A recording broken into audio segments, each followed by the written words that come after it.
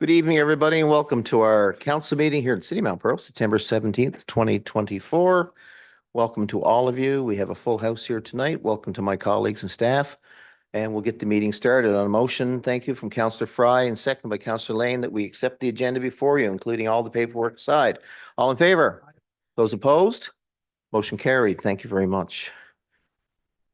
We begin today's public council meeting by respectfully acknowledging the province of Newfoundland and Labrador as the ancestral homelands of many diverse populations of Indigenous peoples, including the Beothuk, who have contributed to 9,000 years of history on the island of Newfoundland.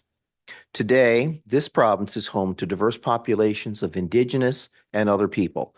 We acknowledge, with respect, the diverse histories and cultures of the Mi'kmaq, Innu, and Inuit. We honor our beautiful land together as we strive for collective healing and true reconciliation.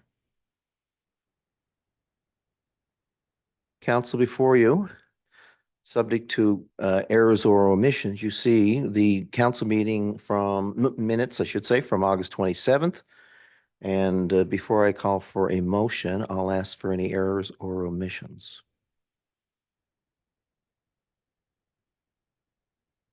Hearing none. Thank you, Councillor Rice. Moved by Councillor Rice, second by Councillor Antle, that we adopt the August 27th minutes. All in favor? And those opposed? And that's carried as well. Council, any business arising before we move on in the agenda?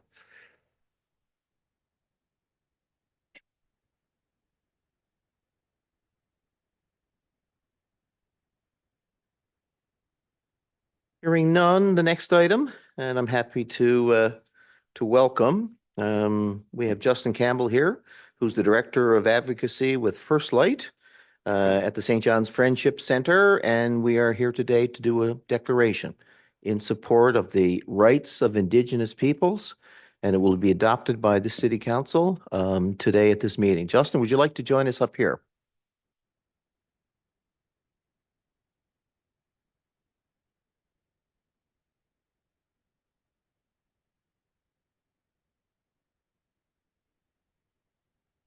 In recognition of the City of Mount Pearl's commitment to foster respectful and collaborative relationships with Indigenous peoples within the City of Mount Pearl and beyond, we hereby acknowledge that the land on which we gather is the ancestral and unceded territory of the Beothuk and Mi'kmaq, and Mount Pearl continues to be home to diverse Indigenous peoples, including First Nations, Inuit, and Métis.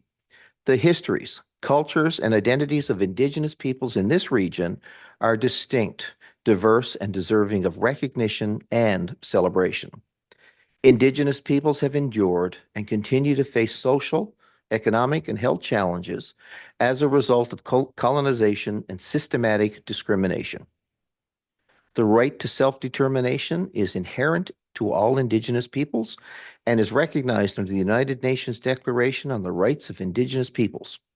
Indigenous peoples have made and continue to make significant contributions to our region's cultural, social, and economic life. Acting in support of the rights of Indigenous peoples, particularly urban Indigenous peoples in the metro region, the City of Mount Pearl, we commit to supporting and promoting the calls for action of the Truth and Reconciliation Commission, the calls for justice of the National Inquiry into Missing and Murdered Indigenous Women and Girls, and the principles of UNDRIP, which is the United Nations Declaration of the Rights of Indigenous People. We also commit to advancing truth and reconciliation in Mount Pearl by supporting, promoting, and working together toward the implementation of the 42 calls for change as articulated in the First Voice Community Action Plan called Our Shared Vision. Advancing truth and reconciliation by working together, decolonizing the city's municipal practices, policies, governance structures to better reflect Indigenous perspectives and rights. Collaborating with Indigenous communities and organizations, including First Voice and First Light, to advance urban Indigenous rights and priorities. Reporting annually to Council on progress made to advance truth and reconciliation here in the City of Mount Pearl. Working in partnership with all levels of government to support and advance the rights of Indigenous peoples and to address the ongoing impacts of colonization. We also commit to recognizing and celebrating the resilience and contributions of Indigenous peoples through events, public education, and community engagement initiatives. Mount Pearl. Mount Pearl is committed to being a place where the inherent rights of the Indigenous peoples of Newfoundland and Labrador, including urban Indigenous peoples, are respectfully recognized and actively supported by all. We strive to build an ever more inclusive city where all residents recognize and value the diverse histories, cultures, and traditions of Indigenous people. Signed at the City of Mount Pearl on the 17th day of September, 2024. And before I ask Justin and my colleagues to sign the declaration, I certainly want to give you the opportunity to speak to it. So again, a big warm welcome from this council chamber to you and from our city in general. And would you like to speak to, I'm thinking this is an important proclamation. It is to us. Yes, and thank you, Mayor, and thank you, Deputy Mayor, and councillors. Thank you for inviting me to speak at your meeting here in favor of this declaration in support of the rights of Indigenous peoples. I also want to thank city staff with the City of Mount Pearl for the strong support and very collaborative conversations that we've had leading up to this moment. I think this declaration is significant for a number of reasons. The first is Indigenous peoples have inherent rights that need to be respected, and not just respected, but in fact affirmed by all residents of the metro area, including, of course, the City of Mount Pearl. And one thing that's noteworthy about this declaration is that in mirroring a similar one that was passed by the City of St. John's in 2020, it goes beyond simply platitudes about reconciliation and Indigenous rights and makes tangible commitments, including, for example, engaging with First Voice Urban Indigenous Coalition. I want to give you a little bit of background about the coalition that's mentioned there, First Voice.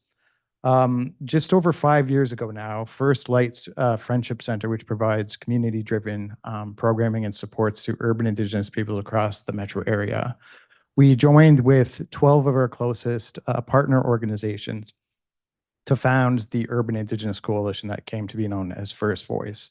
And the mission and vision of First Voice is quite simple. It's to see that we are creating a world where the inherent rights of Indigenous peoples are respectfully recognized and actively supported by all. So actively supported by all. Not just Indigenous peoples asserting their rights, but having their rights recognized by people such as those in this room, by ordinary residents in the City of Mount Pearl, by elected officials at all levels of government, federal, provincial, municipal. And to get there, we pulled together community members right from across the metro area, City of St. John, City of Mount Pearl, Town of Paradise, all across the metro area to ask, what is your vision of truth and reconciliation? It's important that these efforts be Indigenous-led and that the work not fall solely on Indigenous peoples to enact. We all have a role to play in truth and reconciliation. So when we pulled together the urban Indigenous community in the metro area, we asked, what is your vision for truth and reconciliation? We conducted a 3-year-long process of engaging with those community members, as well as policymakers, academics, elected officials, a variety of other stakeholders and rights holders to come up with a vision for exactly that. And the final result is this document here, our shared vision, which puts forward 42 calls for change, things that members of the urban Indigenous community would like to see changed in order to enact truth and reconciliation in the metro area. It builds on decades of work that has already been done by bodies such as the Truth and Reconciliation Commission, the National Inquiry into Missing and Murdered Indigenous Women and Girls, and decades of work at the international level as well through the United Nations and its Declaration on the Rights of Indigenous Peoples. That's UNDRIP. So our 42 calls for change align with all of these documents and recommendations that have been decades in the making. We distilled that down into these 42 specific calls for change to see that truth and reconciliation becomes a reality here in the metro area. So it's significant that this declaration mentions both First Voice, First Light, as well as the 42 calls for change. We've already done the work. We have a plan to pass on to you, and we look forward to working with you together to promote truth and reconciliation. Thank you, Justin. Very informative, and it reflected everything, I believe, that we had in the declaration. And I'd like to turn to my colleagues now for some commentary, and I'll start with Deputy Mayor Kiley. Um, this is a significant day that you have wonderfully outlined that it is decades and a long time in the making that what we see in front of us as a declaration that finds meaning and action and ensuring we have a collaborative approach to this is important. But I just wanted to say it's incredible to be at a place where you can see that in action. This is my first term on council.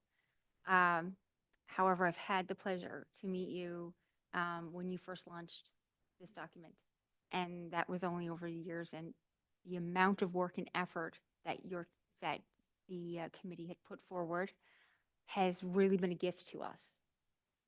That yes, we are making an effort to put this forward, but I just wanted to thank the amount of work and 3 years of collaboration and working together with such diverse individuals and people. That is no easy endeavor, and it just demonstrates just how significant this is. Just wanted to say and thank you for that. I do want to just talk about some of the work that we are committing to here at the city. And one important part is supporting the Truth and Reconciliation Commission calls to action. One of the foundational documents already mentioned, and significant work that is certainly putting a lens and informing this. And that aligns our policies, our practices, and priorities with principles outlined in these crucial recommendations. So we are, like you said, moving beyond placating and really looking at planning and policy and putting to action. And that's certainly a commitment you have here at this table with our colleagues and our staff, our incredible staff who've been responsive and working collaboratively with your committee. I also want to say we believe in the importance of self-determination for Indigenous peoples and the pledge to respect their right to govern their own communities and resources in a way that reflects the cultural values and traditions. And I think, again, Justin, you had already outlined that to say that it's important that these are led by individuals that are directly impacted and are from Indigenous communities and are Indigenous. However, that we take up our share of the labor and work and effort, that this is a collaborative, holistic approach. And finally, just to mention, we are pledging to incorporate Indigenous perspective and knowledge into our municipal planning, our services, and governance to ensure a more inclusive, culturally sensitive future for Mount Pearl. And that goes beyond what we're planting here today. That goes beyond the immediate. That's for people here sitting in my role 10, 20, 50 years from now, that decolonizing some of these spaces like the governance structures, like the policies and practices, that this is the walk we are taking here in understanding and identifying practices to do that. So that's just some of the key things that are moving us today and moving me specifically, personally, to be here and incredibly proud of the city, this council, and this community who's embracing this. Thank you very much. Well said. Over to you, Councillor Locke. Thank you, Mayor. Thank you, Justin, for coming. And as the Deputy Mayor said, at the start of our mandate 3 years ago, this council was committed to actively engage and go beyond words, go into action. So the Deputy Mayor outlined some of the commitments and pledges that we're making. A further pledge that the Mount Pearl City Council will make is to ensure that September 30th is a day of learning and reflection in the city of Mount Pearl. Encourage our community to deepen their understanding of Indigenous experiences and the ongoing impact of colonialism. We will actively collaborate with our Indigenous communities and organizations to build a trust, to foster open dialogue. And I think you've encountered that so far with some of our council colleagues and our valued staff here, and create lasting partnerships that reflect mutual respect and shared goals. And we recognize the vital contributions that our Indigenous peoples have made and will continue to make to the social, cultural, and economic fabric of Mount Pearl and certainly of our province at large. And we commit to work to amplify their voices and their stories. So thank you again for joining us here today. Councillor Fry. Thank you, Justin. Similar to my colleagues, I mean, it's wonderful to see this and it's important. And we recognize that reconciliation is not just about reflecting on the past, but about taking responsibility for our present actions and ensuring that our future is built on respect and collaboration and equality. And we are committed to working in partnership with all levels of government, Indigenous organizations, and local communities to support and advance the rights of Indigenous peoples in meaningful ways, which is important. And we strive to lead by example, inspiring other organizations, municipalities, and individuals to take their own steps toward reconciliation, fostering a broader movement for justice, equality, and understanding for Indigenous peoples. And I think having you here today is important because I truly believe that people want to do better. And the only way to do better is to know better. So for having you come here and to share this with us and to educate us and educate our staff is very important, and we very much appreciate it. Thank you. Thank you. Councillor Antle, please. Thank you. Thank you, Your Worship. Thank you, Justin, for coming in. We certainly do appreciate it. We certainly understand that reconciliation is an ongoing journey, and this declaration is just the beginning. We will build upon it annually, expanding our commitments and taking further actions to further strengthen our efforts. We will mark the National Day of Truth and Reconciliation as a vital reminder that reconciliation is a process requiring sustained effort. By marking this day each year, we affirm our commitment to fostering respect, understanding, and equality for Indigenous peoples. We honor their unique histories, identities, and cultures of the Indigenous peoples in our region, and we pledge to celebrate and protect this diversity for future generations. And again, thank you very much for coming in. Councillor Lane. I'm certainly excited to see us here this evening. My husband and my children are actually Indigenous, and I've participated in First Light and activities with my daughter. So it's great to see this here. And as a community and as a council, we recognize that the injustices Indigenous people have faced, including the legacy of residential schools, and we pledge to acknowledge these truths as we work toward a future of healing and understanding. We commit to addressing the systemic discrimination that Indigenous peoples continue to experience by creating an inclusive environment. And we will educate ourselves and encourage our community to learn about the experiences and histories of Indigenous peoples, recognizing that education is a critical component of reconciliation. Thank you very much. Councillor Rice. Thank you, Mayor, and thank you, Justin, for coming in. I certainly do believe that all of City of Mount Pearl, all councillors are really excited about signing this declaration, and we're certainly committed to it. And in saying that, I want to say that we stand in solidarity with you here today, the city with Indigenous communities in their efforts to achieve equality, justice, and recognition. We're committed to amplifying their voices and all the relevant matters. We acknowledge that meaningful reconciliation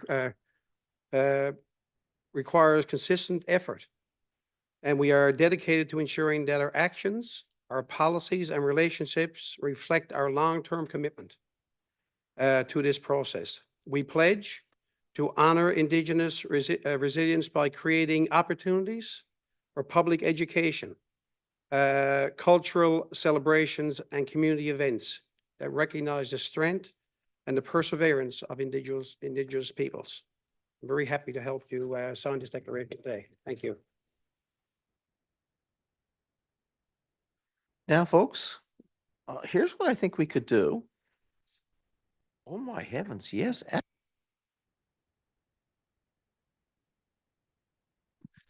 Okay, sorry, just two last things. First, in my haste to speak to the importance of the declaration, I failed to acknowledge my colleague Heidi Dixon, who joined me here today and is a proud resident of the city of Mount Pearl. So thank you for joining me, Heidi. And I also wanted to thank Carrie Hodder for facilitating the many conversations that led to this document. Finally, I wanted to also point out that the declaration mentions annual reporting, and I'm very happy to say that you have now your very first annual report, which we put together, and we'll be launching more publicly. It's not yet a public document. We'll be launching that publicly on Monday, September 23rd at 10 a.m. At Signal Hill campus. So you're all welcome to join us there to learn more about that document.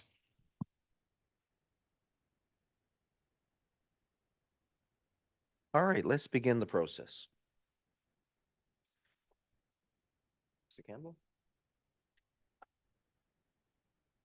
I think we'll pass it over.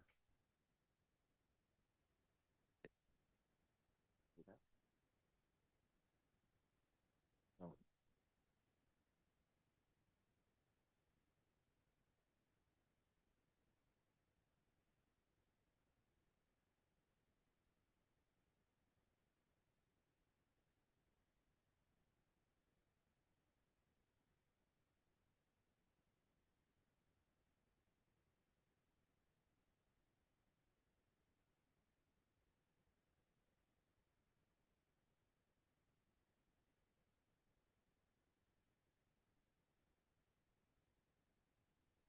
Justin, did you know that the current Miss Universe Canada is Indigenous?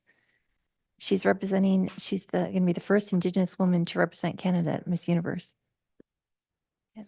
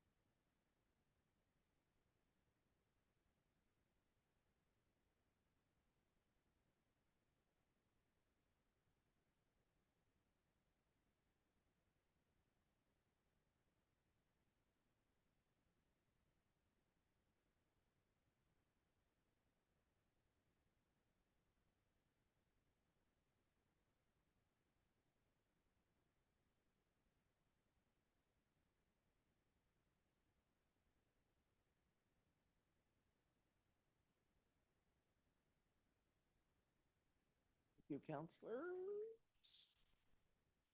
Good.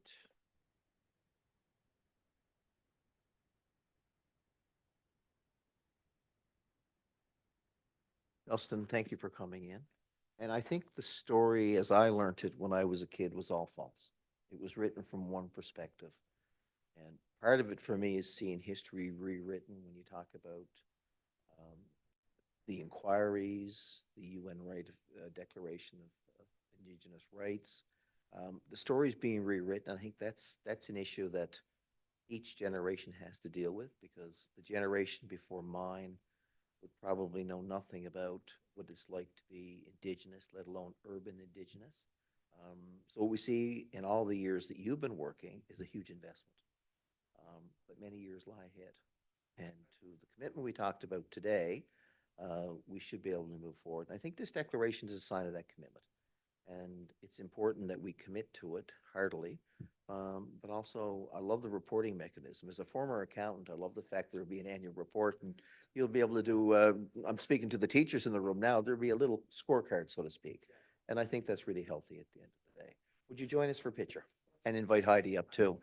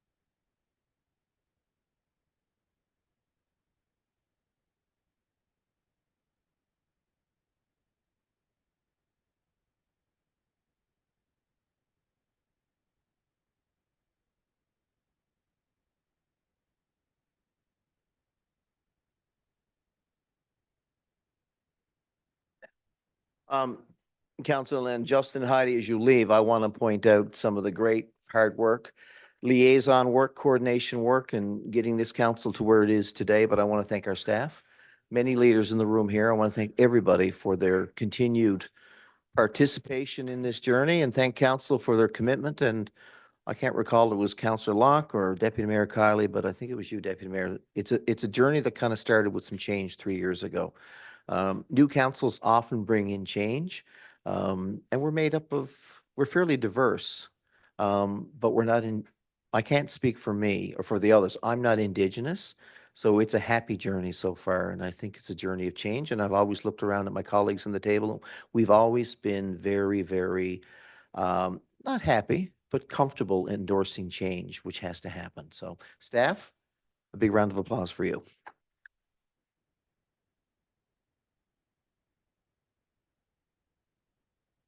Thanks, everybody. We are now going to move a little further on in our council meeting journey. And we have another proclamation here, and I'm going to call upon some folks with candle lighters. I think is next on the list. Childhood Cancer Awareness Month. And we have the Chalk family. Would you like to join us? Yep, ties to Mount Pearl. Of course, they know the Courages. I think everybody in the room probably know the Courages as well. And we know you do great work in our community and in the surrounding metro area. So Andrew was a Husky. Isn't everybody a Husky? I've heard it. Oh, okay. There's a few Patriots in the room.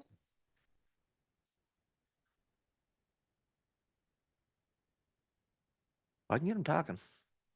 I can get them talking. Yep. Well, let's begin. And whereas there are about 10,000 children, wow, living with cancer in Canada today, and each year about 1,600 cases are diagnosed, over 25 of which are children in Newfoundland and Labrador. In Canada, childhood cancer remains responsible for more deaths from 1 year through adolescence than any other disease, and about 1 in 4 children who are diagnosed with cancer will die of the disease. Because of significant advances in therapy, 78% of children diagnosed with cancer will survive 5 years or more, an increase of almost 46% since the early 1960s. And finally, whereas childhood cancers have close to a 75% cure rate, there's the good news, with leukemia leading the success charge with close to 90% overall cure rate. Now, therefore, I, the Mayor of Mount Pearl, on behalf of my colleagues on council and on behalf of our city, we do hereby proclaim the month of September 2024 as Childhood Cancer Awareness Month in the city of Mount Pearl. And we're very, very proud to do that. And I would ask the question, and they say you should always know the answer, but why candlelighters? Tell us a little bit about your group. And we are so glad to have you back again. It's been Yes, thank you. Yeah, for yes. joining us. Hi, so for those of you who don't know me, my name is Wendy Chalk, and I was a longtime resident of Mount Pearl and embraced by Mount Pearl. My husband grew up, lived here his entire life. And so the Candlelighters is a support organization for families and children living with cancer. So Andrew was diagnosed with cancer. It's my son, Andrew. And he's the hero that doesn't wear a cape because he has fought some terrible things. Andrew was diagnosed in 1997. At the time, he was a member of the Mount Pearl Blades. And as well, he was going to school at Park Avenue Elementary, then on to Mount Pearl Intermediate with Scott Crocker, and on to Mount Pearl Senior High. So when Andrew was diagnosed in 1998, my husband and I then became president and vice president of the Candlelighters, and we did that for 10 years. We also ran the Children's Cancer Camp, which is very important because it's not just for the child who has cancer, but the whole family is affected. So the children attend the camp as well. So we've been away from it for a while. So when the Candlelighters asked me to represent them and Andrew today, I was very happy to do it, especially in a place that was so close to our hearts. So I'd like to thank the mayor and the council for making this proclamation today to have Childhood Cancer Month of September to shine a spotlight on children with cancer. In 1997, when a doctor looked at me and told me that my son had a sizable brain tumor and that he had a 50% chance to live, it's jarring, it's shocking, and it's scary. And many parents, this is their reality. As Mayor Dave said, a lot of these children now are making it due to updated research, updated technologies. However, as you can see, Andrew is one of the lucky ones. And the one thing we recognized very early on was that children with cancer, the cure is also the curse. So as they age out of the Janeway and into the adult system, they have special needs. They have special things because the radiation and chemo causes damage. But you know what? We continue on. And while I was president of the Candlelighters, I certainly advocated for that piece as well, because late effects for children with cancer is real. So this is why I kudos to Mr. Locke and the school. I met with the teachers and the school every year in September until Andrew graduated. Every year, they took time to sit with me and tell me and give me a path for Andrew, because the radiation does affect cognitive abilities and reduces it in some areas. So we focused on the areas that he was strong in, and we, as a community, got him through. So these are the little things that don't seem that important, but they really are. They really are. And we certainly appreciate it. So I didn't have too much to say, but the Candlelighters Association, like I said before, have supported families and children with cancer. And just as we were leaving our 10 years as president and vice president, my husband and I, they had developed corporate sponsorships. Every penny that the Candlelighters in Newfoundland and Labrador make goes to ground services for families. So parking cards, grocery cards. We have a food cupboard at the Janeway. We run the Children's Cancer Camp. There's so many services. And again, there's only so much you can do within the province. However, nationally, once a spotlight is shined on an issue like childhood cancer, people begin to realize, well, there has to be research. There has to be more, and it's because it's such a small number, it doesn't get that spotlight all the time until you see the child that's 10 years old with the bald head, and people really get a shock by seeing that. But it's so important to have a month where it's focused on these children. And I've seen it. I'm a parent.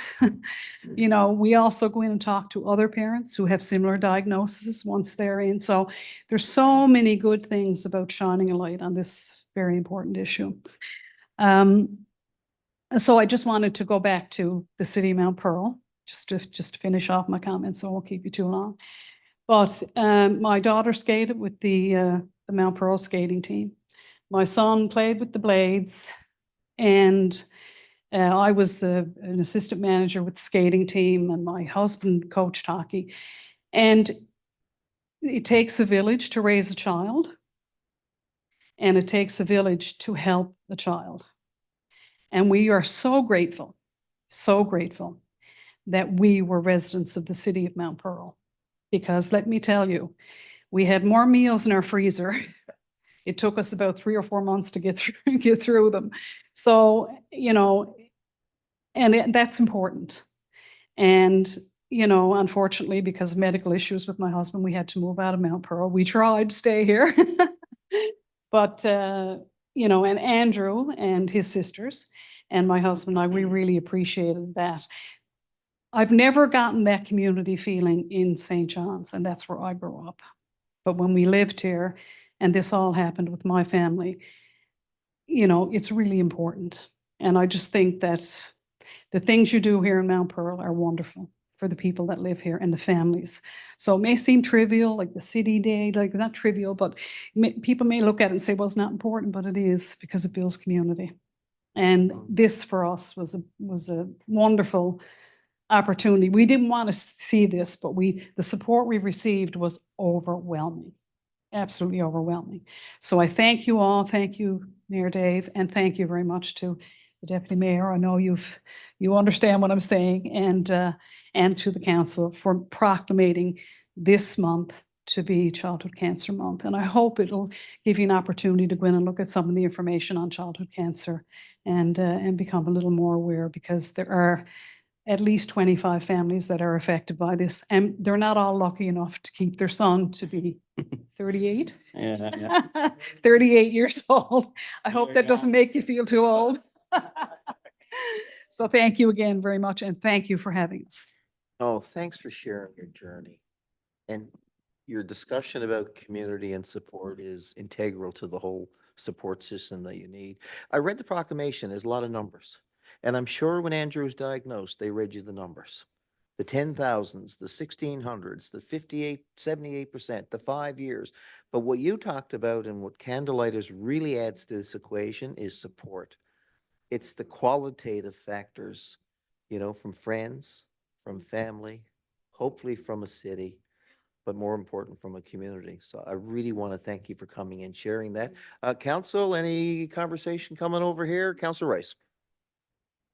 No, I just wanted to say thank you, Wendy and Andrew, for coming in. And you're right, Mount Pearl is a special place.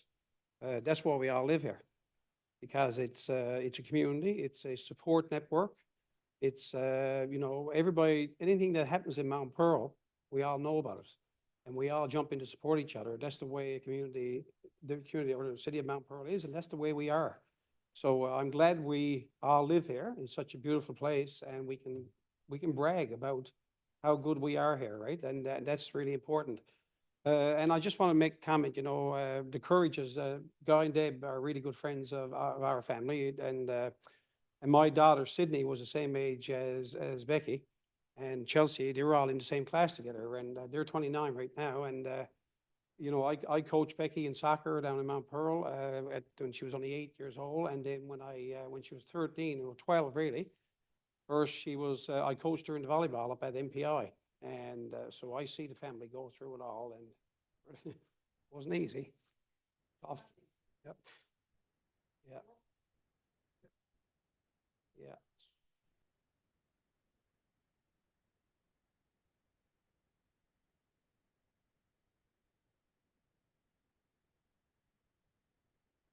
Yeah.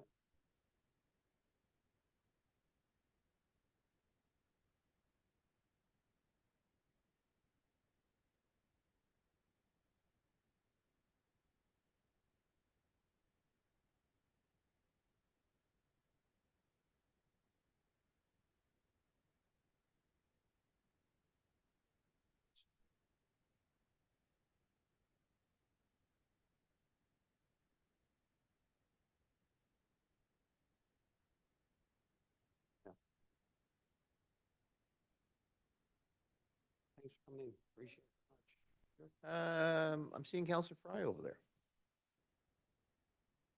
Thank you. Yeah, I want to say thank you for coming in, because it's important to have the conversation. And Andrew, how nice to see you that you're still here. That's wonderful. And thank you for coming in. I can only imagine the fights that you had to endure to still be here today. And I don't want to let that go unnoticed, because that's not easy, and good on you. So good to see you. Deputy Mayor, please. There's so much, absolutely, when you had said from my own personal journey, my journey did not include cancer, but it certainly included a day where everything felt it stopped, and then the absolute need and support you need from the community. And you didn't realize it until it was right at your doorstep. But I wanted to recognize that you said when your son was diagnosed that you decided to, because that is a lot to take on as a parent, and the work that you need to do and the support and the emotional labor of that. And then you also took on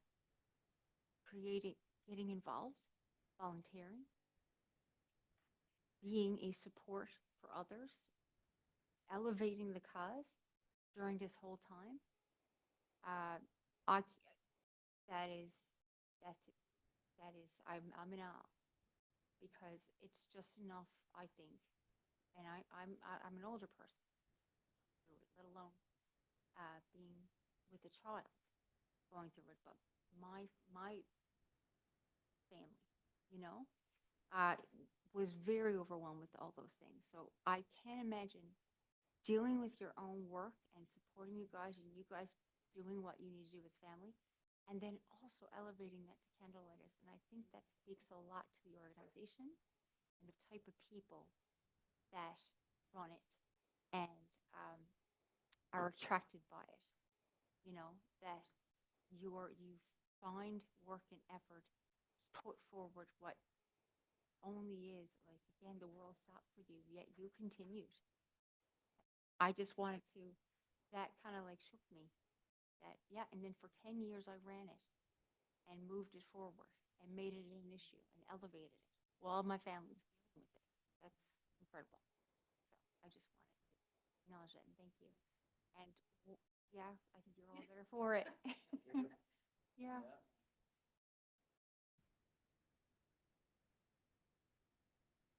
Thank you. Counselor Locke, please. Thank you, Mayor.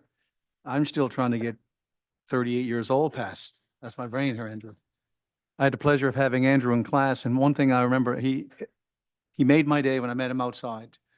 Andrew never asked for special treatment. He worked his buns off. He didn't want to be acknowledged or stand out. And he was just a regular student in the class. And he persevered. He asked questions when he needed to. And I remember having a wry sense of humor. Sometimes he'd make some comments about my stories in class. So he's got a good sense of humor. So, and I do know the importance of candlelighters. For years, our social studies classes would choose a cause to support.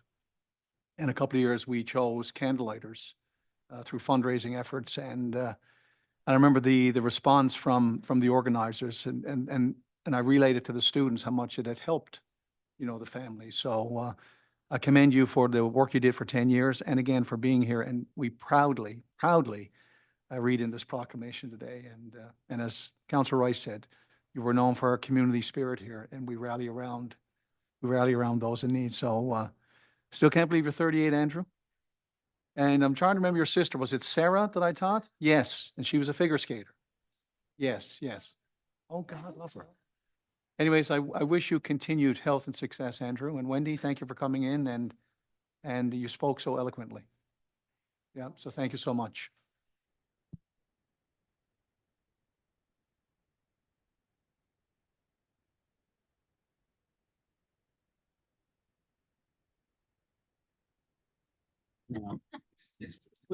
Yeah, no, thanks very much. And sometimes I know when you're working as a team and a group and trying to run a city, you're always going to have people disagree. But let me tell you, one thing that you got right is you got this city being the most supportive, lovely, community-minded. And as much as, like I said, that may not be the first thing on your agenda, but it really makes a difference to the families. And the way we felt wrapped by the school, the hockey community, the figure skating community, you know, my work community, it was just incredible. And like I said, I grew up in St. John's. My husband lived here from the time he was born. And this is the first time he had to move out, is because of medical reasons. We had to go to a condo. But we totally believe that Mount Pearl is one of the best cities in this province, if not the very best. I think it's the very best for community, spirit, people supporting each other. And that in and of itself creates an even wider community of people, because people know they're going to get the support. So keep up the good work that you're doing as a council. And thank you again for having us in. We really appreciate it. No, thank you for sharing your journey and coming in and helping us proclaim September as Child Cancer Awareness Month. We have a thing called the Youth Opportunity Fund. Would you like to get on the board? A great opportunity. Just ask me the question, Wendy, are you on the condo board where you live? Are you on the condo board where you live? Yeah, Wendy was saying before the meeting that, you know, once you're on a board, you're doing a great job, and I know you did. your sense of energy and commitment gets picked up by other volunteers, including me tonight. So you never know, we might be making a phone call. Be at the right time. Yeah. Andrew, good to see you. Let's do a picture if you don't mind, folks.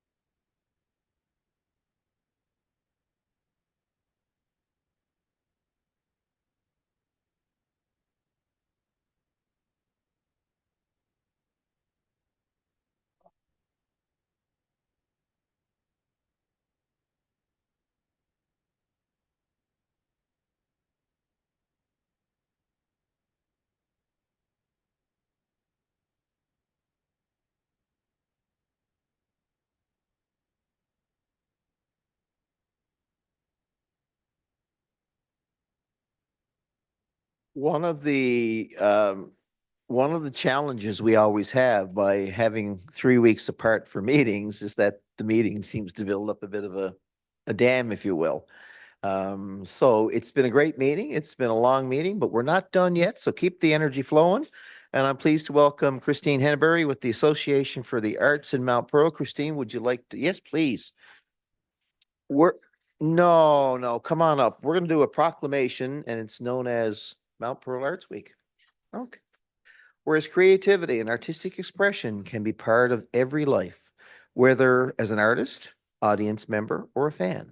And whereas everyone has the right to explore their creativity to the fullest in whatever capacity they choose. And whereas September 22nd to 28th is Wellbeing Week in our province, and participation in the arts is known to increase happiness, relaxation, well-being, and life satisfaction. And whereas the citizens of Mount Pearl are becoming increasingly engaged in the arts and in the activities of the Association for the Arts in Mount Pearl, whereas it is widely recognized that investment in the arts increases the appeal and the economic viability of our community. Therefore, be it resolved that I, the Mayor of Mount Pearl, on behalf of my colleagues and our city, we do hereby proclaim the week of September 22nd to the 29th to be Arts Week here in the city of Mount Pearl. And I encourage all citizens to use that week coming up to find ways to participate in the arts and enhance their creativity either on their own or through Arts Week and the Art Fusion Festival event offered by the Association for the Arts in the Pearl. And I'll sign that, Christine. Just to go. Tell us about Art Fusion this year. Oh, well, I was just mentioning to Nicole. Nicole was on our first committee for the Association for the Arts in Mount Pearl. She was the chair of the Special Projects Committee. And one of those special projects was Art Fusion, an event that we held in August of that year in 2005. I can keep track of how old AMP is because when I started AMP, I had a 6-month-old and a 3-year-old. like some sort of fool. Anyhow, so this was 20 years ago that Nicole and I were working on the first Art Fusion. And here we are all these years later, and we've got Arts Week and Art Fusion. So we use this week to meet the main aspects of our mandate, in which we are trying to provide opportunities for artists to meet with audiences and to provide opportunities for citizens to explore their creativity. And while we're the Association for the Arts in Mount Pearl, and I would like to note that we say for the arts in Mount Pearl, we're not of the arts in Mount Pearl, because we welcome anybody to join us. We don't need to ask, well, where do you live? Where's the line? No, because we just want artistic activity happening here.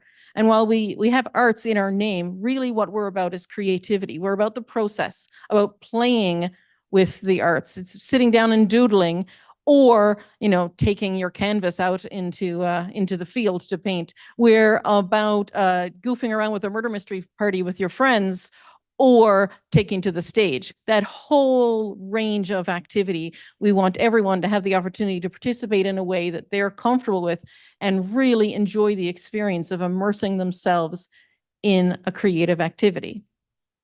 And I spend so much time telling people, no, you are creative. No, really you are. Whether you're solving problems, or you're figuring out that new way to do the thing, or you're sitting down and drawing for hours a day, or you're writing a story or telling a story, for example, on a stage, I think someone could do. All of those things fall under the arts. They all fall under creativity, and they all give you the same kind of enjoyment, the same kind of focus, mindfulness, immersing yourself in something that you enjoy. A lot of people are afraid to start.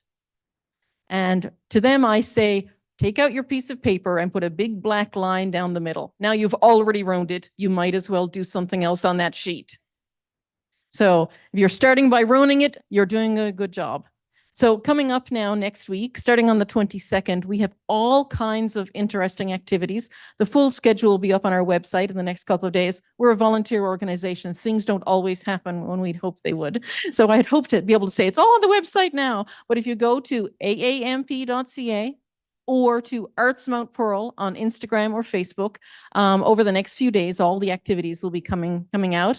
But I will tell you just a couple of them. Next Monday night, we have a paint night with Alison Pryor. She's going to be teaching everyone how to paint this magnificent waterfall. So a week from Friday, on the 27th, we have Catherine Wright, a master storyteller, who is telling, it sounds grim, but it's not. She's telling stories about her great-great-grandmother who was in a shipwreck. She died in a shipwreck in England. And Catherine tells these stories. You'll be impressed, Bill. You should come to this Friday night, the 27th. She tells these stories from the perspective of her grandmother, her grandfather, a monkey who was on board the ship, and a sugar bowl that washed ashore afterwards, among other things. It's recitations and songs and stories all blended into one. We have some we have a family nature walk on Thursday afternoon. We received some funding from Music NL, and we have 6 multicultural musicians who will not only be performing at Art Fusion, our big festival on the 29th, that runs from 12 to 5. And all of this is taking place at the Annex, by the way. But each of those multicultural musicians are offering a 1-hour workshop during the week. I'm teaching a writing session on Friday afternoon if you want to learn how to bring details into your writing. And that applies to nonfiction too. If you're wondering about your reports and want to really grab people with them, you can come by the Annex next Friday afternoon. So there's all kinds of things. The whole schedule will be going up. And I hope to see some, if not all of you, there for our various activities, and in particular for Art Fusion, which is from 12 to 5 on the 29th, the Sunday afternoon. And you can come and listen to all kinds of great music and performances. You can participate in our community arts project, very low key, draw lines, stick your thumbprint, that kind of level of stuff. So don't be intimidated. We've got kids activities, and we have a bunch of vendors who are selling their crafts and handmade jewelry and their visual art. And that's all happening on that day. So it's going to be big fun. And I'm really hoping that the citizens of Mount Pearl will not only spend some creative time at home, but they'll also spend some creative time with us at the Association for the Arts of Mount Pearl. And, I should also mention that Admiralty House is hosting a nautical flag knitting workshop on a week from today. So they are our partners in just about everything. We've also, I mentioned Music NL, but Arts NL also supports us, and so does Business Building Communities through Arts and Heritage with the Department of Canadian Heritage. We have sponsorship from Fast Signs, of course, and of course, our major supporter is the City of Mount Pearl. So we appreciate your financial, in-kind, and moral support. And also, we love when you show up. We will happily reshare your pictures so everyone knows you were there. Thank you very much, everyone. And thank you for signing our proclamation. Oh, thank you, Christine. And I'm going to invite my colleagues to speak. And I think Councillor Antle already had his hand up with his new glasses. Yeah, I couldn't wait to speak, Christine. Even when as you were speaking, I was spawning. I was trying to figure out, was there a story coming or? Eh? If anybody has the opportunity to listen to Christine tell a story, I highly recommend.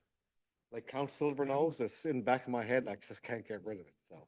But I always look at your website and you're so busy. AMP is so busy, you have so many activities on the go. And it's great that you do that. And one of the things you're in your proclamation, it says increase happiness. And you really do.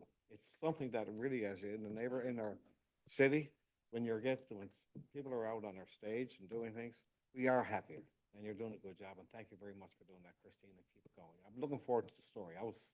Can't wait to hear it. Thanks. Thank you. Councillor Lane, I think, is next. Yes, thank you for being here, Christine. I have to say, I'm so impressed with the variety of programming that's offered at AMP. It seems like every year it's growing too. I mean, our seniors paint night, like I know that's been really well attended and the seniors are very excited about that. And the programs you have for mothers and children, which I think is just phenomenal because if you're a mother of young children like myself, I have three. You're always looking for somewhere to go that's fun for them, and even better, you don't have to do all the cleaning when you're done. It's not in your house. So thank you so much for all you're doing. And Art Fusion's a lot of fun too. I've got to check it out the last couple of years. Particularly, I think it was the year before last when I seen it was the fire thrower. Oh, yeah, that was fantastic. I was like, I always actually had to cover my eyes a couple times. I'm like, oh my God, is he going to catch himself on fire? It was phenomenal. So yeah, I'm very excited for Art Fusion again this year, and thank you for all the work that you're putting in for the arts community here at Mount Pearl. I'm actually teaching drama and English language arts this year, so perhaps I'll learn something next week that I can bring to my classes and share as well.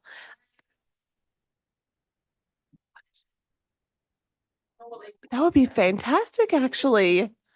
You know what? I might just have someone in mind who might be able to come in. Thank you, Christine.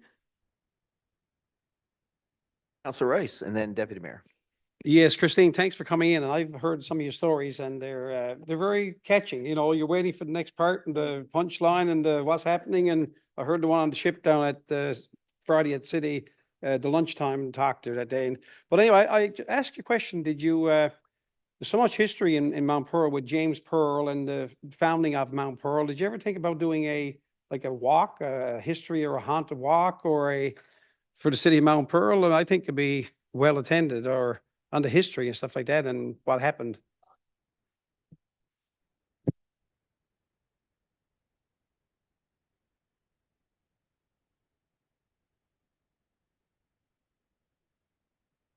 Appreciate it. Yeah, thank you. Deputy Mayor.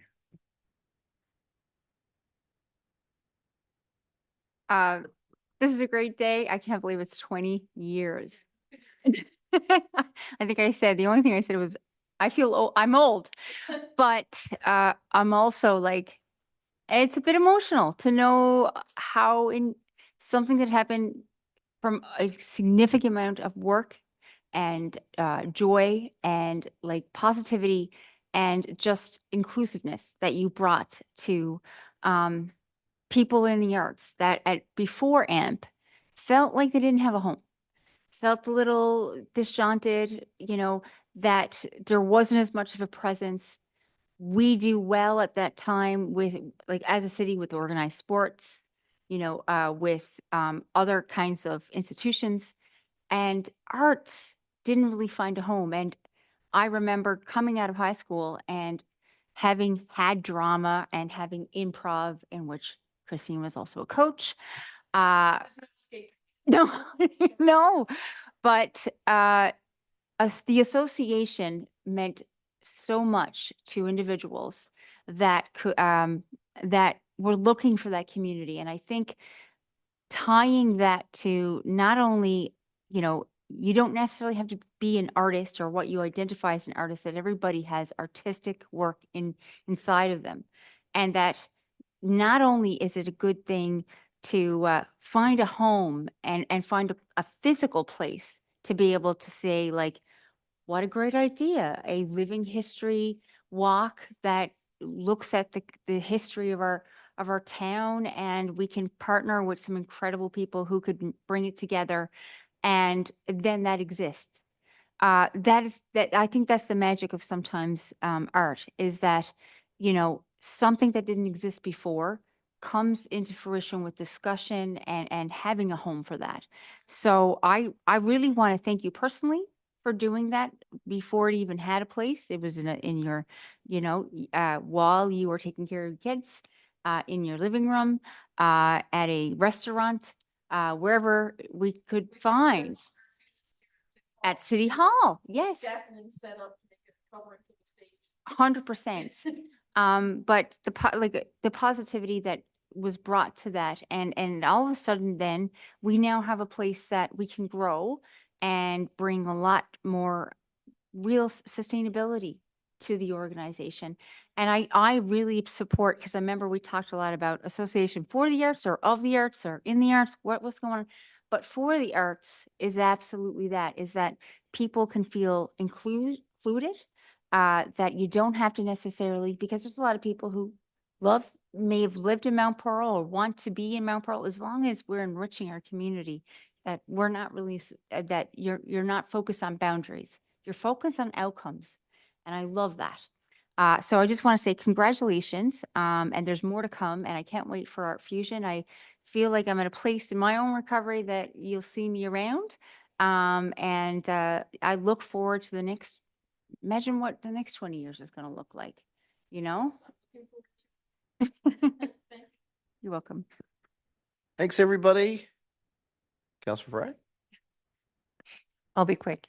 Christine, I just want to thank you for all that you do. We are so lucky to have you and your beautiful enthusiasm involved in our arts here in Mount Pearl. And arts is so important because we have a strong sports community, but not everybody is athletic.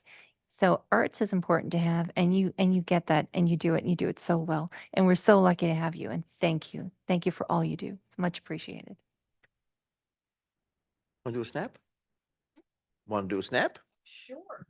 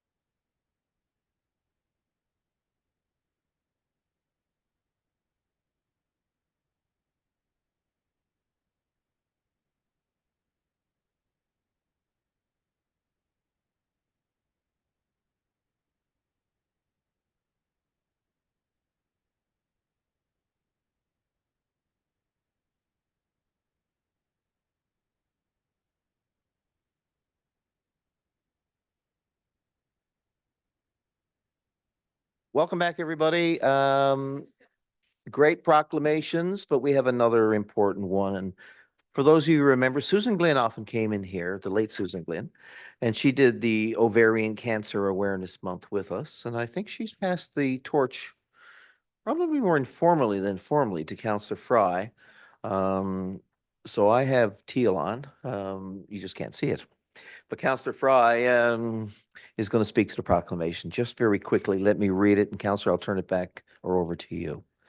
Whereas ovarian cancer is one of the most serious and under-recognized threats to women's health, with 8 Canadians diagnosed every day and no effective screening test. The best thing we can do to save lives today is to prevent it from developing entirely. So whereas the disease often goes undetected until it has progressed to an advanced stage, making it more difficult to treat and resulting in ovarian cancer being the most fatal women's cancer. And whereas there is an urgent need to identify people with a family history of certain cancers and other risk factors, so they may undergo genetic testing to confirm if they are at high risk of ovarian cancer. And whereas there are opportunities to prevent ovarian cancer in those with a genetic mutation by pursuing risk-reducing activities like surgery and follow-up care, these potentially life-saving measures may affect a person's family planning decisions. So persons 25 and older need to understand the risk as early as possible. And whereas greater public education about ovarian cancer risk factors and the need for genetic testing, increased research funding to find the effective screening tools and treatments, and increased awareness are essential in the effort to eradicate ovarian cancer and save lives. Therefore, I, the Mayor of Mount Pearl, and my colleagues in council, and on behalf of our city, we do hereby proclaim that the month of September 2024 is Ovarian Cancer Awareness Month. And I'm going to fix my signature to that. And I know we're going to hear some very thoughtful and comments, not only about Susan, but also about the importance of this proclamation. Over to you, Councillor Fry. Thank you, Your Worship. It is my honor to speak to this evening. When I first got on council, Susan Glynn used to come in here every year with a proclamation, and her passion and her enthusiasm and her advocacy for educating women on this disease was just, it was so impressive. And she just made her way into my heart. And unfortunately, she died with the disease and she didn't make it. And I remember a conversation I was having with her because we used to chat on the phone a few times. And her biggest worry was that nobody would talk about it because it is so common. And I will talk about that now shortly. And I gave her my word at that point that as long as I'm on council, that we will talk about it. So it's an honor to be here to talk about this because ovarian cancer is one of the most serious forms of cancer affecting women. And it's often referred to as a silent killer because the symptoms can be subtle and frequently misdiagnosed or overlooked. The symptoms, for example, bloating or swelling in the stomach, pelvic or abdominal belly pain, urinary symptoms such as urgency or frequency, constipation or diarrhea, fatigue, feeling full quickly. All of these things are common symptoms, not just in women, but in everyone really. So that's why it can be so easily overlooked. So this was Susan's role. She wanted to make people aware that these are the symptoms and to have the discussion.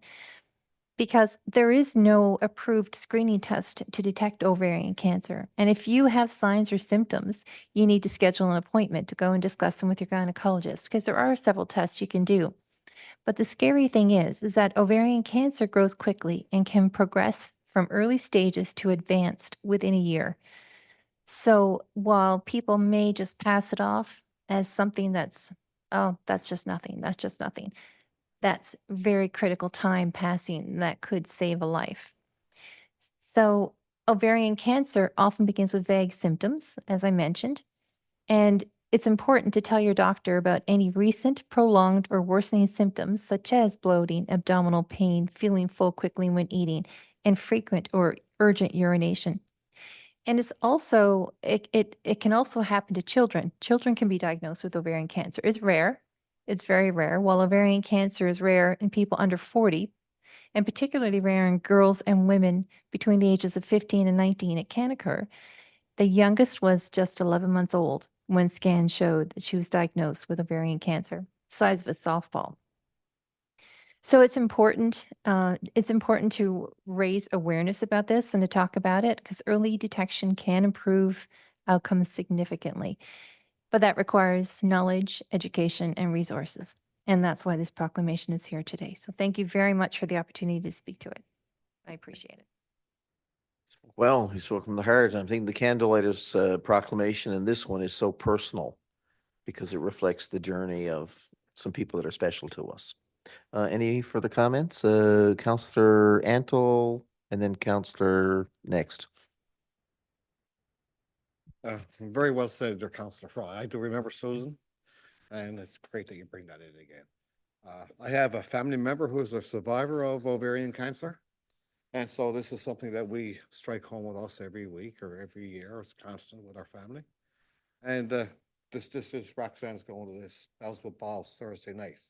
And she's excited about this. But, you know, as Susan would come in all the time, it's awareness. The more awareness it is, you know, it's so solid. You don't know you have this cancer if you don't get it tested. And the more awareness that Susan would do it, I think it was the 4 Bs, if I remember correctly, or 3 Bs, 5 Bs. But I remember she'd always said that she had a little chart here. So, you know, the more things we can do with this, the better it is. And thank you very much for bringing it in back, Councillor Fry. I think I had Councillor Rice, Deputy Mayor. Thank you, Your Worship. Councillor Fry, great job. I mean, you show the passion in your voice, and I'm glad you brought this in because the last couple of years I've heard as well. And one thing that struck home to me is that the disease goes often undetected. I guess because of the internal parts and stuff. But you know, you would think there'd be some kind of warning signs or something. But you know, and it goes without saying that. You know, it certainly is so important to any small change, I guess, in your body or any warning signs of stuff changing is so getting early detection is really the secret to it. It's like any type of cancer, I guess, getting it early and getting treatment as quick as you can. So thanks for bringing it in. I'm so happy to sign this proclamation as well. I mean, to support the proclamation. Thank you.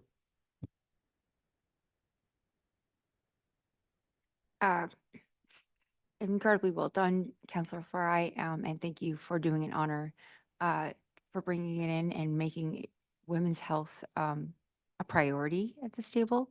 And we talk about ovarian cancer, and I think that many people around this table has been directly impacted.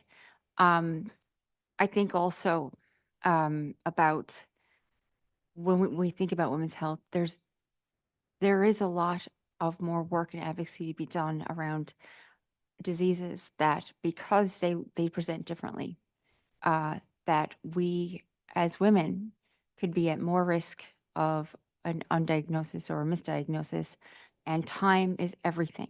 And I think time is everything that, like you said, for something that's so insidious like ovarian cancer.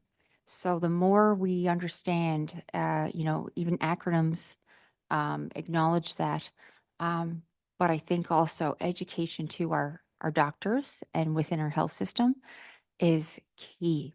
So whatever I can do as a counselor and as a municipal leader to work and advocate to say that when I go and talk about symptoms and it's brushed off as, well, you know, not that much pain, is that's a regular thing, versus having a gender lens to that, and people who are advocates for particular places. It's going to be so important.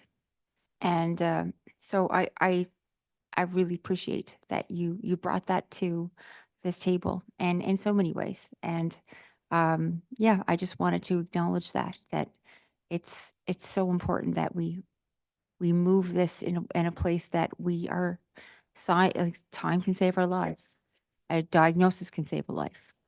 So that's so very important. Thank you.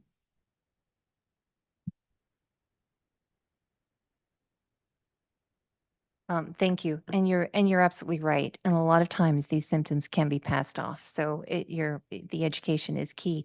I just want to clarify on that note, talking about women's health, that a Pap smear, while it's highly effective in identifying cervical cancer, is not designed to detect ovarian cancer.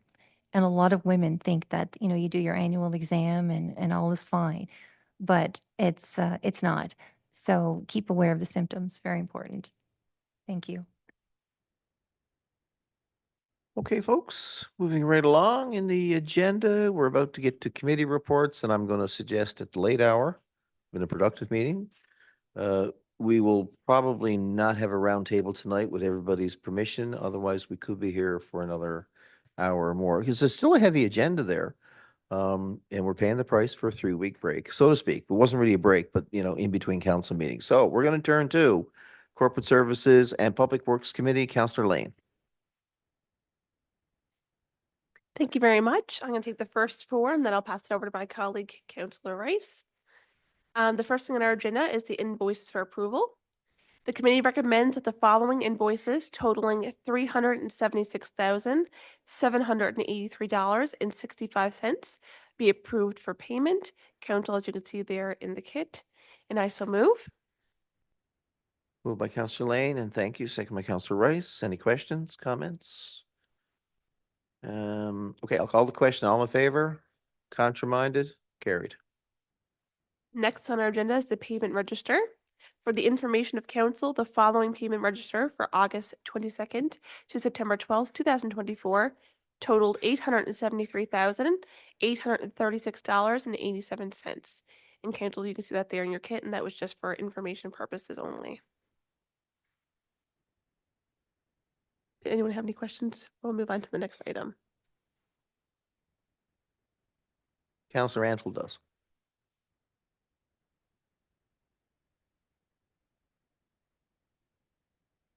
Thank you.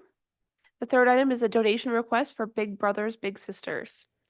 The committee reviewed that Big Brothers Big Sisters has launched the 75 Doors campaign, a community-driven initiative to engage businesses, groups, and individuals in supporting children by funding essential mentoring programs with a wait list at a 20-year high, including 75 children waiting for matches, over 60 more waiting for enrollment. BBBS is reaching out to municipalities like Mount Pearl, where 13% of these waitlisted children reside. The committee supported the donation of $1,500 to the campaign, and in the interest of time, the Committee of the Whole authorized the donation at their meeting on August 27, 2024, with the decision to be ratified by Council. The Corporate Services and Public Works Committee recommends ratification approval of a donation of $1,500 to the Big Brothers Big Sisters Open a Door campaign, and I so move. Moved by Councillor Lane, seconded by Councillor Rice. All in favor of ratification? Those opposed? Carried. That was such an important initiative because I know there's many people in our community. Even when I was a child, I knew several friends who had a big brother or big sister from this program, and it's such a great program, and it really impacts the lives of those involved. Not only the children who are receiving the big brother or big sister, but also the individual who's volunteering to be that big brother or big sister. So I was glad that we committed to doing this. The fourth item on our committee is the proposed remediation of city land at 177A Stapleton Road. The committee reviewed the proposed remediation of the rezoning of city land at 177A Stapleton Road to allow for potential housing development at the site. The department recommended support for the proceeding with the required environmental remediation and rezoning of the land to APT, apartment high density use, with a view to issuing an expression of interest to potential developers to develop the site. The department's recommendation was supported by the Corporate Services and Public Works Committee at their meeting on August 12, 2024, and also by the Committee of the Whole at their meeting on August 27, 2024. It is further noted that rezoning will be actioned by the Department of Planning, Engineering, and Development. The city worked with a consultant, Pynchon, to determine the scope of work for the environmental remediation required as per the environmental assessment report for the site and demolition costs following remediation. In consultation with the city, Pynchon sought quotes for the work above in line with public procurement thresholds. The total quote, including subcontractor, consultant fees, and contingency for unplanned environmental remediation or other, is $344,634, including HST. The department supported the proposed quote and recommended advancing the rezoning and expression of interest for future development. The committee was generally supportive in principle of the department's recommendation, pending costs and further discussion by the committee of the whole. So therefore, the Corporate Services and Public Works Committee recommends support for approval to proceed with Pynchon's quote for the full remediation of the site at 177A Stapleton Road in the amount of $344,634, including HST, as well as support in principle for the following approach and steps regarding 177A Stapleton Road to increase housing and maximize opportunities under the Housing Accelerator Fund programs. Proceed with rezoning of the site to APT zone and issue the expression of interest to potential developers for a high-density development at the site, and select a developer to proceed with a high-density development at that site. And I so move. It is moved by Counselor Lane, seconded by Counselor Rice. There's a lot of moving parts here, folks. There's a lot of vision here. It's going to start with the demolition, but also simultaneously, if I can use that word, we'll also see a rezoning begin to occur. That fair? Because we're really voting on those four elements. Right now, we've got a very detailed recommendation with regards to demolition. But we've also got clear direction supporting committee of the whole as to, it says in principle, but it also is a direction that the city is following. Councillor Antle. Your Worship, thank you very much. Yes, there's lots of moving parts and there's nothing coming in our committee later on this evening. And I certainly do support this. You know, something that we need to do down there, and I'll talk about it later. I just wonder, when will we see the demolition of this building? Is there any time frame? Do we know anything on that? Director Rideout. Well, we'll award this work tomorrow, and we're aiming to have the demolition occur this fall. So the tentative date is in November.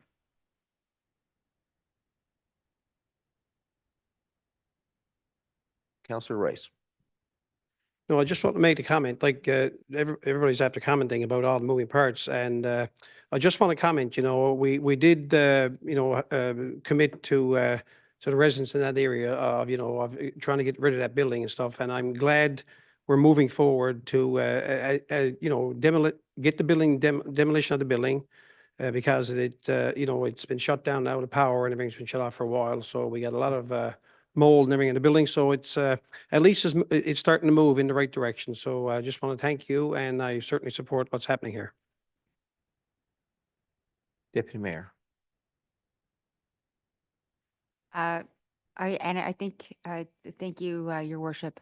I think it's well said to say that it's in principle, because certainly there are moving parts, and that is just going to show our due diligence around this, that absolutely, when we look at our municipal plan, our strategic vision, that we know looking at intensification done in a smart, precise, and a progressive way is our way of developing and growing our city.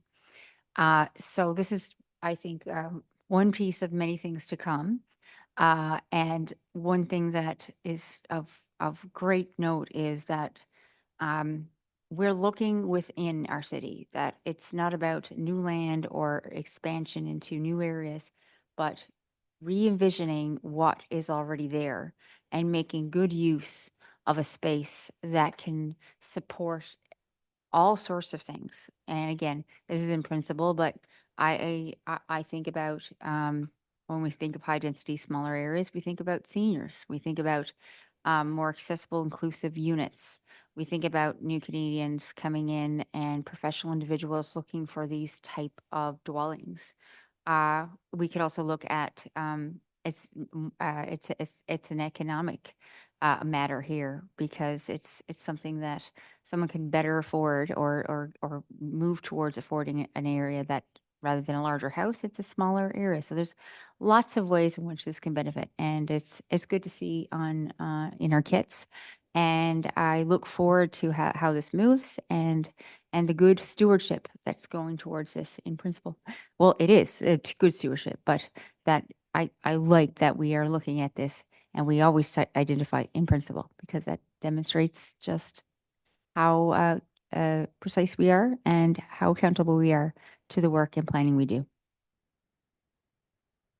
Thank you. I'll call the question and then the foundation's coming down. All in favor? And those opposed? And the old pool is coming down. Thank you so much. Okay, so I'll take over the number 5 here. So we're bringing forward actually item 5 on collectible accounts, recommended for write-off. So the background on this one is the committee reviewed outstanding accounts for 7 commercial businesses for a total of $24,797.30 as of August the 6th, 2024. City staff have exhausted all collection efforts. These accounts have been determined to be uncollectible. The Department of Corporate Services recommends that these accounts be written off, and the department's recommendation was supported by the Corporate Services and Public Works Committee at their meeting of August 26, 2024, and by the Committee of the Whole at their meeting of August 27, 2024. So recommendation from the Corporate Services and Public Works Committee recommends approval to write off the presented balances as listed below and remove the following accounts from the city's records. It was noted that a collection effort has been exhausted, and I so move.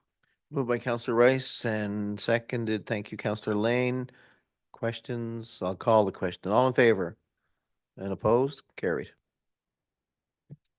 Thank you. Number 6 is a request for professional development for Deputy Mayor Kiley to attend the Creative City Summit 2024 in Vancouver, BC from October the 1st to October the 3rd, 2024. It is recommended that Deputy Mayor Kiley's request to attend the Creative City Summit 2024 in Vancouver, BC from October the 3rd to 1st to the 3rd, 2024 be approved, and I so move.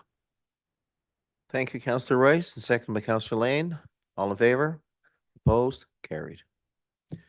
Number 7 is a request for professional development for Councillor Chelsea Lane to attend the EDAC 2024 annual conference in Edmonton, Alberta from September the 30th to October the 3rd, 2024. It is recommended that Councillor Lane's request to attend the Economic Development Association conference in Edmonton, Alberta from September the 30th until October the 3rd, 2024 be approved, and I so move. Moved again by Councillor Rice, second by Councillor Lane. All in favor? Contraminded?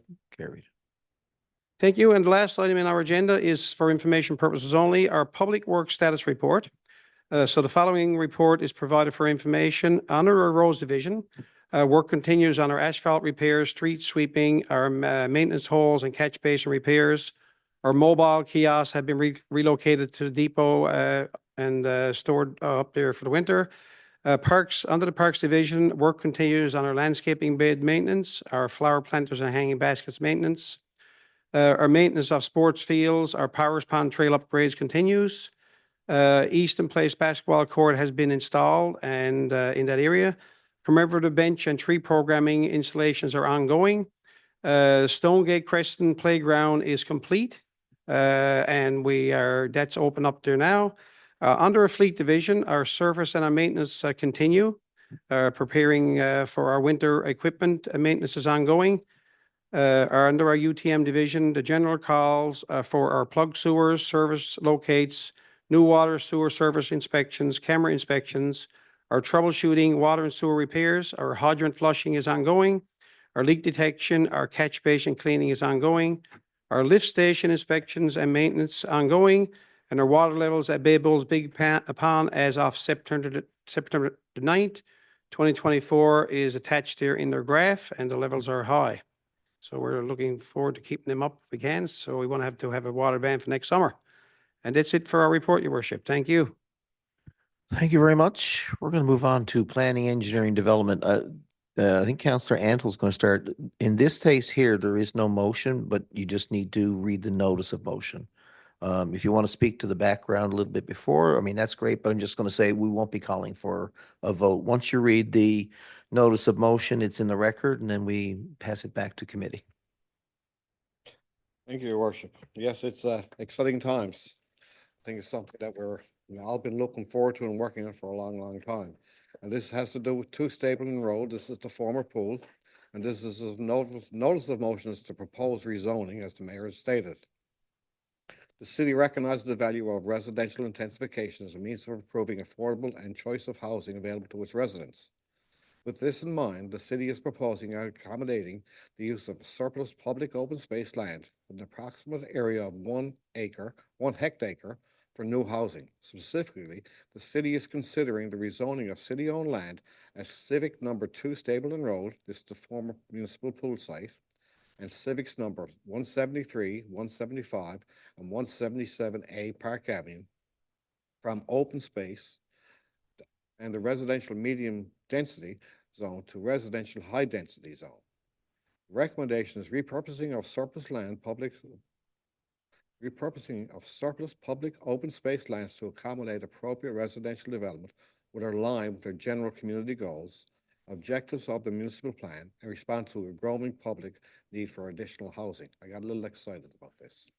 The Planning, Engineering, and Development Committee brings this item forward to council with the recommendation to undertake an amendment to rezone city land at Stapleton Road to accommodate future residential development. And as the mayor mentioned, that there's a notice of motion. We won't vote on the motion at this time. Is that correct? We're providing notice, and the key word you said, which is very integral here, is considering. That's why there's no motion, but it is notice to the public, it's notice to staff that we'll be undertaking this. And I guess it's probably, you don't have to read the entire notice of motion, but it needs to be put into the record.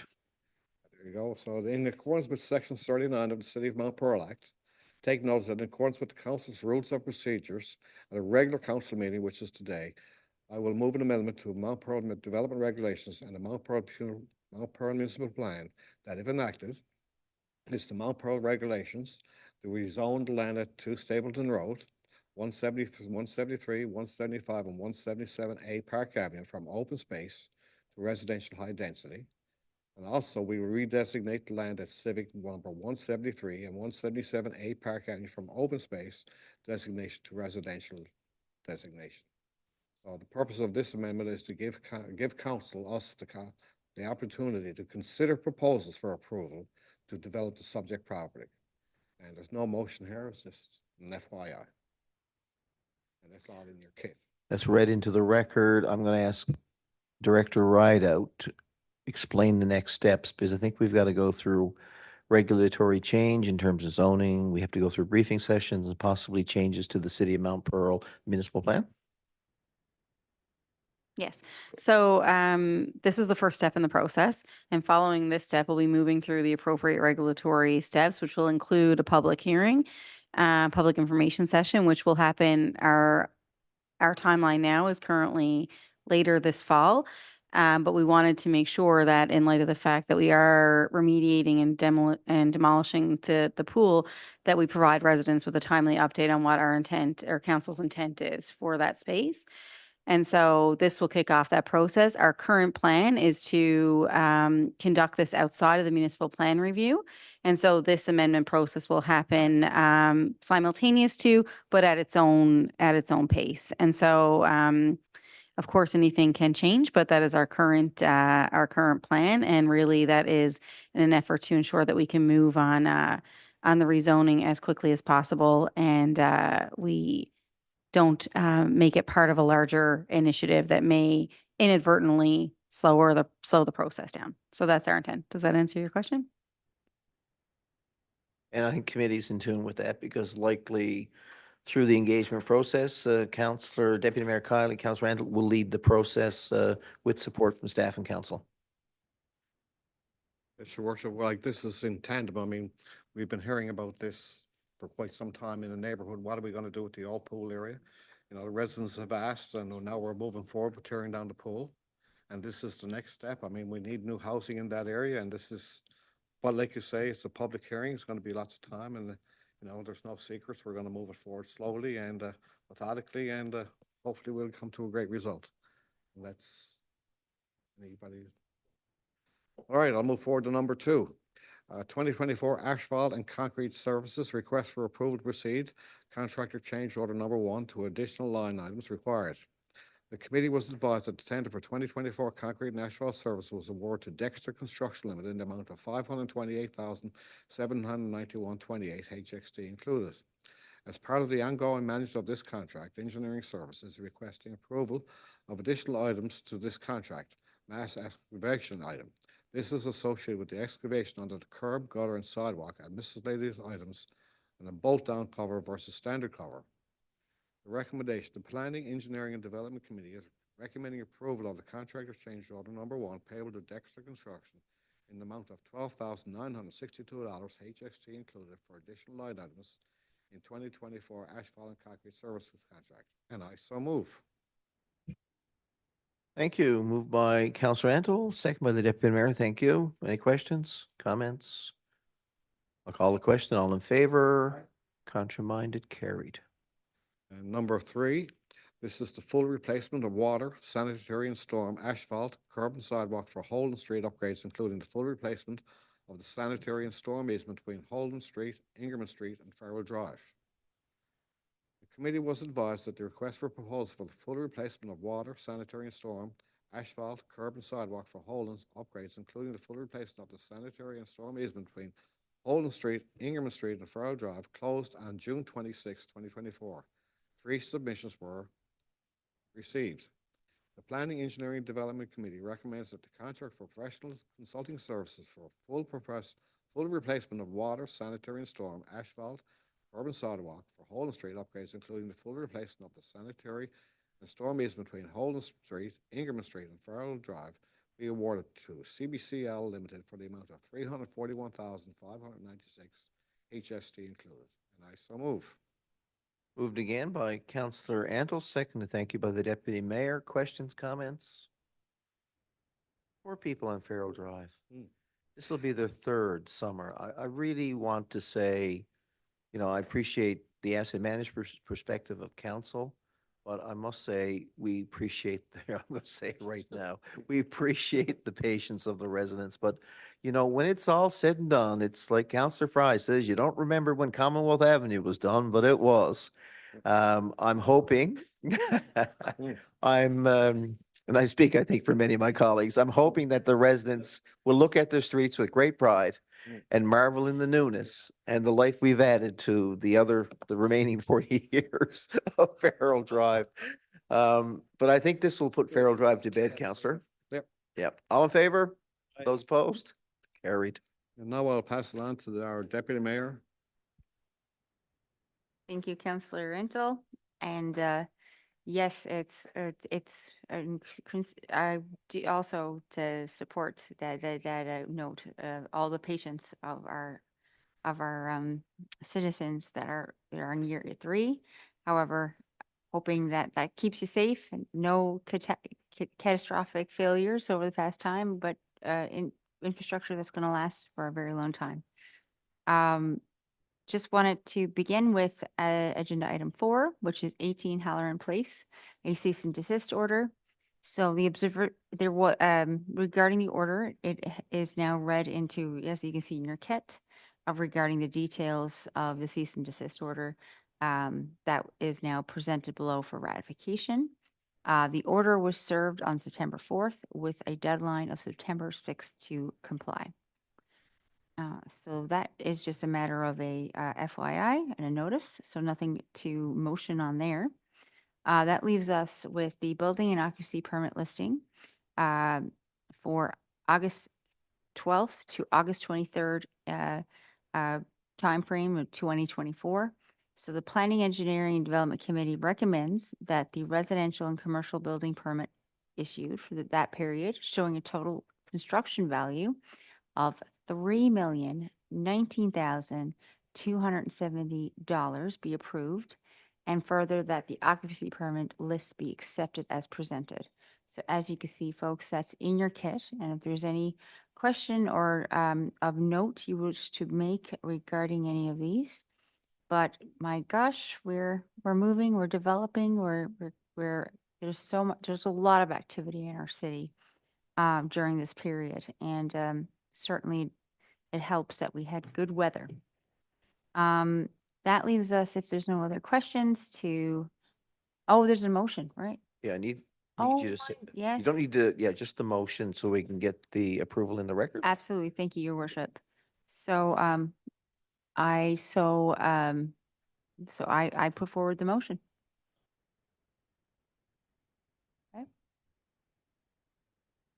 Sorry, I'm just trying to get the mics set up.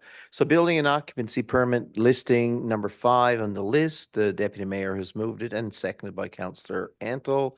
And I'll call the question. All in favor? And anybody rejecting that motion? Motion carried. Let's go back to the order for a second, please. Number 4, I think, in the kit. I'm like you, my scroll button takes over every now and then.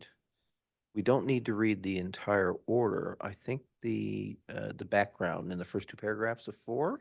Oh, to move forward? Sure, absolutely. So, some background there. In 2023 and 2024, the city received multiple complaints about the commercial garage operating at 18 Halloran Place. An inspection was carried out in September 22nd, and there wasn't sufficient evidence to conclude that a commercial garage was operating at the property at that time. In August 2024, municipal enforcement officers observed the property and sufficient evidence was gathered to conclude the property was being used for commercial activity. So that's the background there, why the observances and the observances of the municipal enforcement officers are detailed in the cease and desist, which are available in your kits to view. And again, there's not a motion, it's more so for the record. No, it's motion. Oh, it is a motion? Oh, apologies. Okay, well, I so move. Good. So we have the deputy mayor moving the ratification of the cease and desist order and Councillor Antle seconding it. Director, I want to just ask for clarity. I think there may be a slight typo in the background. Inspection was carried out on September 22nd. There was insufficient evidence, but I think that's a reference to 2023. So I think the 22 should be 4 digits. I just wanted to clarify that because in August of 2024, there was sufficient evidence. So I think the timeline, I think I'm on solid ground correcting that, but I'm just looking for a thumbs up from you. Okay. All right. I'll call the question. All in favor? And those opposed? Carried. Thanks.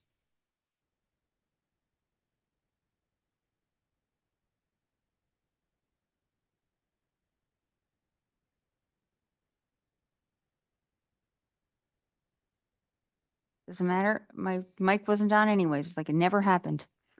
That leads us to agenda item 6. This is this is where this is my, I guess, council meeting where I'm tripping up a little bit, but there's always one in there.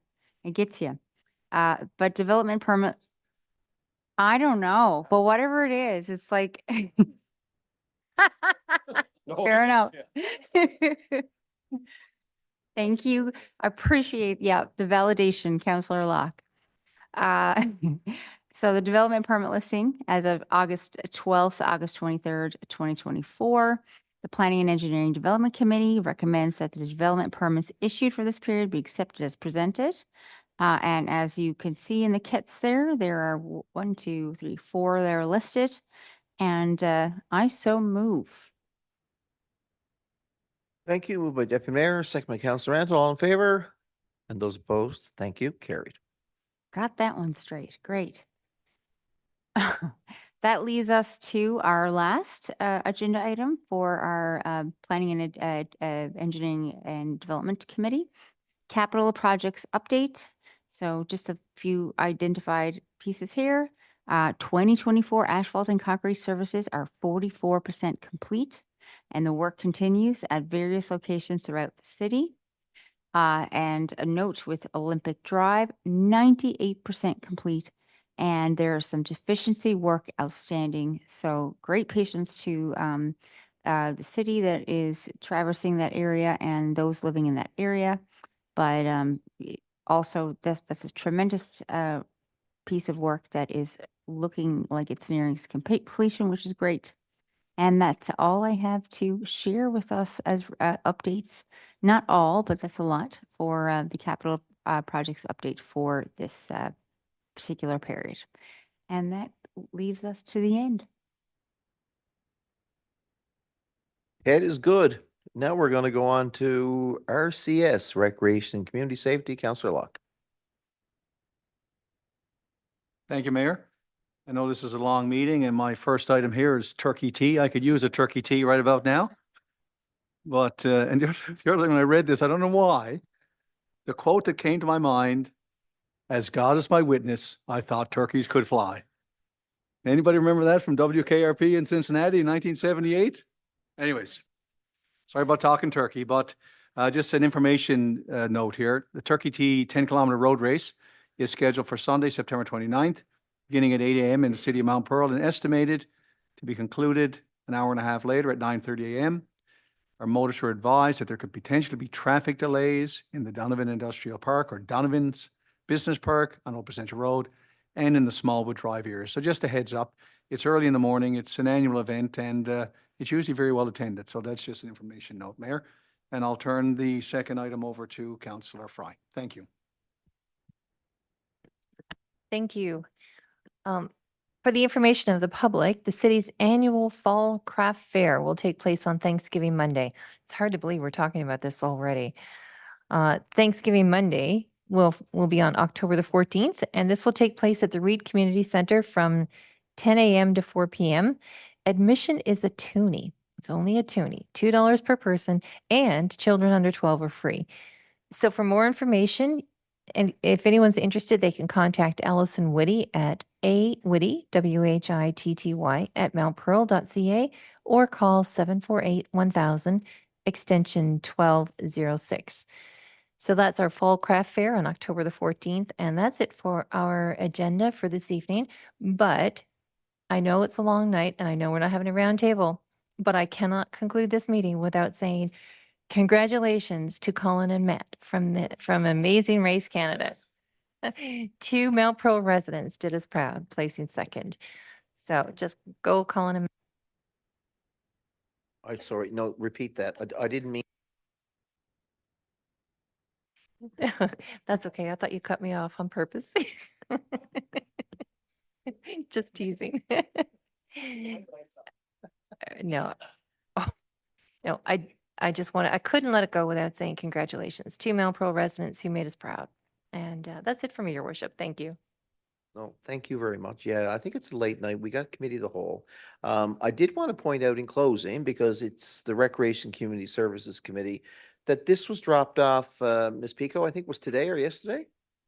And this is compliments of the organizing committee for the Newfoundland and Labrador Summer Games, which was held or co-hosted by a bunch of communities, including Mount Pearl, but the center of it all was Bay Roberts. And this is a framed piece with the medals listed on it. You may notice the flame is a combination of the island and Labrador, right, in terms of the flame and all that. So it takes a community is what they're telling us. They really appreciate, on behalf of the athletes, the support that Mount Pearl gave. And I know, their use of the Pearlgate Track and Field for track and field events. It was well appreciated, the maintenance, some of the repair work we did up there. They found the track to be in really good order. So I want to thank staff for their cooperation for that too. Okay. So we are about to adjourn, and I didn't see anybody try to sneak in any items in the roundtable. We are moving by the Deputy Mayor, thank you, and seconded by Councillor